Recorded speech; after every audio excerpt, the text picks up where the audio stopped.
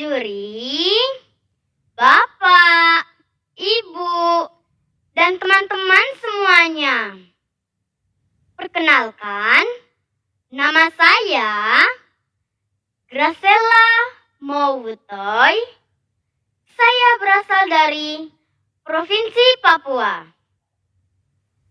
Pada hari ini, saya akan bertutur kitab suci dengan perikop perumpamaan tentang orang-orang upahan di kebun anggur yang diambil dari Injil Matius bab 20 ayat 1 sampai dengan 16. Teman-teman, dalam suatu peristiwa Yesus mengemukakan perumpamaan berikut kepada murid-muridnya, bahwa hal kerajaan surga sama seperti seorang tuan rumah yang pagi-pagi sekali pergi mencari para pekerja untuk bekerja di kebun anggurnya. Setelah dia mendapatkan orang-orang yang mau bekerja di kebun anggurnya, dia lalu buat kesepakatan bersama. Kamu kerja baik di saya punya kebun, Baru nanti kalau kamu sekerja tuh, kamu dapat upah 1 dinar 1 hari. Baik, Tuan. Ya, kami mau, Tuan. Terima kasih, Tuan. Setelah perjanjian itu disepakati, Tuan itu menyuruh mereka pergi ke kebun anggurnya untuk mulai bekerja. Kira-kira jam 9 pagi, Tuan itu pergi ke pasar. Dan setelah sampai di pasar, dia melihat ada orang-orang menganggur. Astaga, kenapa mereka hanya duduk di situ? Kata Tuan itu kepada mereka, "Sobat-sobat, kamu pergi sudah ke saya punya kebun. Dan apa yang pantas, saya akan kasih buat kamu." Dan mereka yang tadi hanya duduk saja menganggur tuh, langsung pergi menuju ke kebun anggur. Lalu, apa yang terjadi lagi, teman-teman? Nah, kira-kira jam 12 siang dan jam 3 sore, Tuan itu pergi lagi. Dan dia melakukan hal yang sama seperti sebelumnya.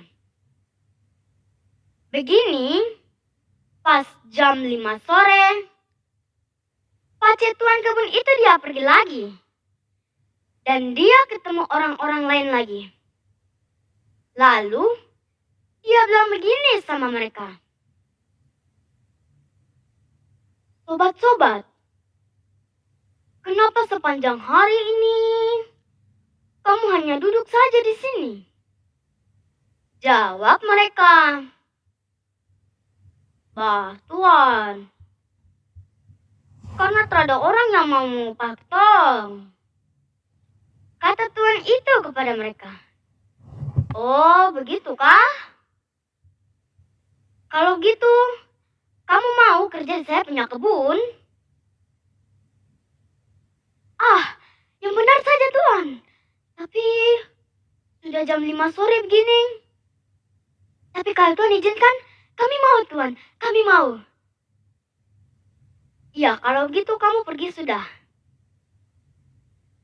Teman-teman, ketika malam hari tiba, Tuan itu berkata kepada mandor kebunnya, "Sobat mandor." "Ya, Tuan. Kemari dulu." "Baik, Tuan."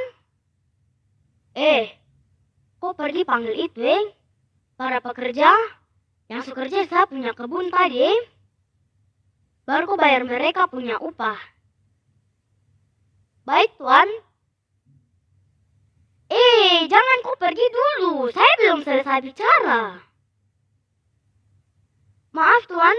Bagaimana? Kau jangan lupa, kau bayar mulai dari mereka yang kerja terakhir sampai mereka yang kerja pertama tadi, Baik, Tuan. Baris. Saya akan bayar kamu punya upah. Paling depan, yang kerja jam 5 sore tadi, Maka, masuklah mereka yang bekerja jam 5 sore tadi. Mereka masing-masing mendapatkan 1 dinar. Ini kamu punya upah kerja hari ini. Wow, kami hanya kerja 1 jam dan dapat 1 dinar. Banyak sekali. Terima kasih, Komandor. Terima kasih. Dan akhirnya, masuklah mereka yang bekerja pagi-pagi sekali tadi. Mereka sangka mereka akan dapatkan lebih banyak. Dong yang kerja 1 jam tadi, dong dapat 1 dinar. Pasti dong dapat banyak ini. Tapi, apa yang terjadi, teman-teman? Aduh, Komandor. Putra salah kah? Masa tuh tong juga cuma dapat 1 dinar? Coba kau cek lagi, pasti kau salah ini. Kemudian, bersungut-sungutlah mereka. Lalu, salah satu dari pekerja itu berkata kepada Tuan kebun anggur, Tuan, mereka yang kerja jam 5 sore terakhir hanya kerja 1 jam. Dan Tuan kok mau samakan mereka dengan kami yang sukernya dari pagi sampai sore ada ini. Teradil sekali, Tuan. Tuan kok tak pernah rasa panas pica jadi. Kami juga capek ya. Tetapi Tuan itu menjawab, Sobatku tadi bilang, saya berlaku tidak adil.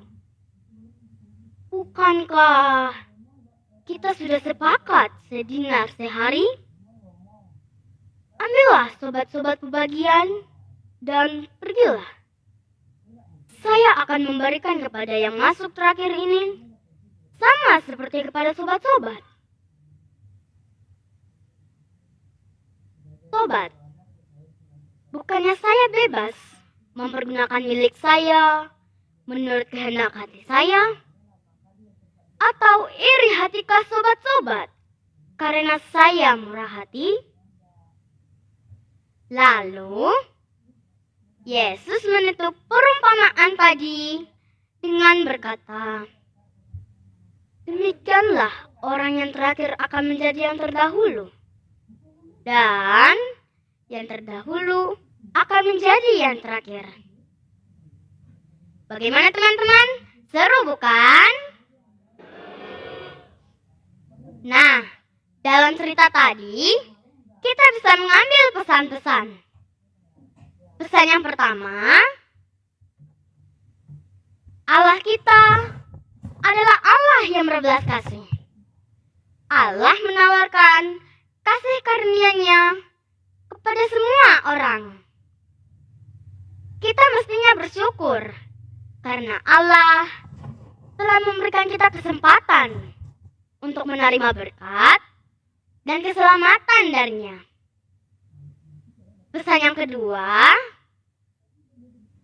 janganlah iri hati terhadap berkat rohani yang diterima oleh orang lain. Dan janganlah merasa lebih tinggi atau lebih baik dari orang lain. Pesan yang ketiga, kita diajar untuk berbelas kasih dan adil kepada sesama. Seperti Allah yang telah berbelas kasih kepada kita. Demikian cerita dari Sela. Terima kasih. Sampai jumpa. Sampai.